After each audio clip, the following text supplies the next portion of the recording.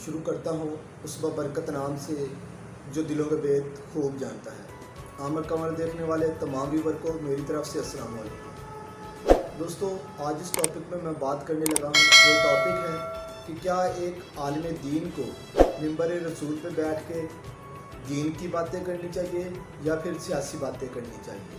क्या एक आलिम दीन को मिंबर रसूल पे बैठ के तौहीद की, इस्लाह की, सुन्नत की बातें करनी चाहिए या फिर सियासी बातें करनी चाहिए। दोस्तों, एक पाकिस्तान के बहुत ही मशहूर आलिम दीन हैं जिनका नाम है नासिर मदनी साहब। नासिर मदनी साहब को बहुत बार सुना भी गया है और बहुत से लोग इनको पसंद भी करते हैं।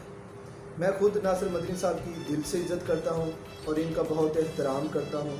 और नासिर मदनी साहब कोई भी ऐसा मौका हो हाथ से नहीं जाने देते, उसमें चाहे इमरान खान की गिरफ़्तारी हो या फिर इमरान खान साहब की इस्लामाबाद हाई कोर्ट या सुप्रीम कोर्ट में अदालत में कोई पेशी हो, तो नासिर मदनी साहब ऐसा कोई भी मौका हाथ से नहीं जाने देते जिसके ऊपर नासिर मदनी साहब का बयान ना हो।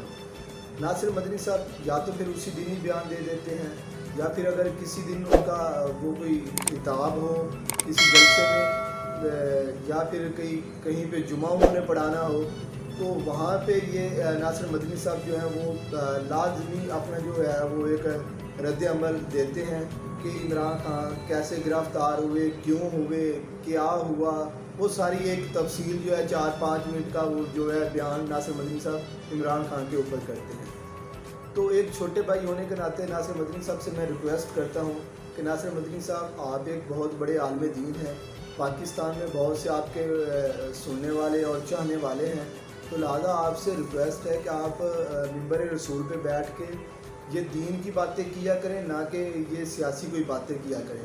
क्योंकि सियासी बातें करने के लिए माशाल्लाह हमारे जो पाकिस्तान के सियासतदान हैं ये बहुत अच्छे तरीके से सियासी बातें करते हैं और एक दूसरे को बहुत अच्छे तरीके से जवाब देना जानते हैं। बहुत से ऐसे मौके हुए हैं जहाँ जैसा कि ये 9 मई का वाक़या हो, 25 मई का जहाँ पे नासिर मदनी साहब ने इमरान खान के बारे में वो बयानात दिए हैं। तो इस तरह के बहुत से वाक़े हैं। कुछ क्लिप हैं मेरे पास जो मैं आपको दिखाता हूँ। नासिर मदनी साहब के क्लिप हैं जिनके ऊपर वो सियासी बयान मिंबर रसूल पे बैठ के दे रहे हैं जो कि उनको नहीं देने चाहिए। तो ये बयान आप क्लिप आप देखें। और क्लिप देखने से पहले आप दोस्तों से एक ही रिक्वेस्ट है कि अगर आप मेरे चैनल पे न्यू हैं पहली दफ़ा आए हैं तो चैनल को सब्सक्राइब करें, वीडियो को लाइक करें और बेल आइकन को लाजमी प्रेस करें ताकि इस तरह की नई हर आने वाली वीडियो आप तक लाजमी पहुंचे। तो आइए देखते हैं। सुनिए जरा, मैं पैगाम देता हूँ। ये जो कासिम का अब्बा जेल गया है, ये कासिम का बाबा जो जेल गया है, ये जो कासिम का बाबा जेल गया है, उसकी वजह क्या है? ये लोगों को कहता होता था इनको मैं जेलों में डालूंगा, इनको रुलाऊंगा। ये काम ना इसने किया होता, सिर्फ सड़क बनाई होती, रोड बनाए होते, डैम बनाए होते, लोगों के लिए आसानियाँ की होती, 50 लाख मकान बनाया होता, करोड़ नौकरी दी होती। अल्लाह की कसम है इसका मुकद्दर जेल नहीं होना था। गड़ी बेच भी देता फिर भी जेल नहीं होना था। गड़ी तो एक बहाना है। या मुशर्रफ ने ऊंचा लफ्ज बोला, उसने मुक्के दिखाए, आज कहाँ है उसका तस्करा भी करने वाला कोई न रहा। तो दोस्तों, ये क्लिप आपने देखा है।